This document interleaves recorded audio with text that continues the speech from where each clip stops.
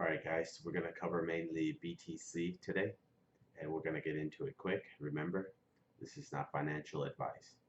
So I'm going to show you the pattern we've been focusing on, which is this drop, which is the white line. But we're looking at the main pattern, which is, if you zoom out, you're going to see the pattern we've been following for the past 4 or 5 months. So if I zoom in, you're going to see Bitcoin is just between these two lines. So this is the support line. This white line on the top is the resistance. This is your middle line. So what does it mean? Anything above the yellow line, I consider bullish. Anything below the yellow line, I consider bearish. So if you look at shorter time frame, in this case, we're going to look at 3 hours. The 3-hour chart thinks we're going to go to 62.7K at some point. But if you look at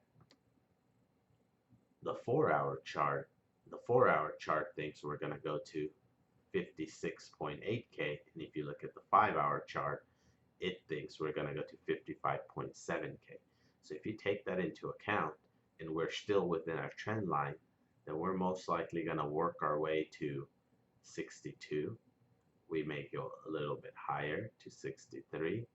From there, we may bounce at 61,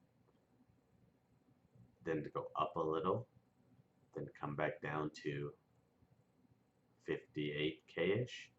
We may bounce, and then ultimately we're going to work our way self down to 55.7K. So the main message I want to give you is we need to zoom out and look at the master pattern that everything is running on. Yes, it's coming down this way right now, or you can look, it's starting to form a candle to go ascending.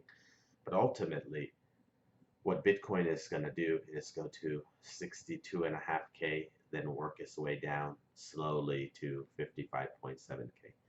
And this trend line gives me an insight on the movement and how it could, if it wanted to, go to 69K, bounce there, come back down.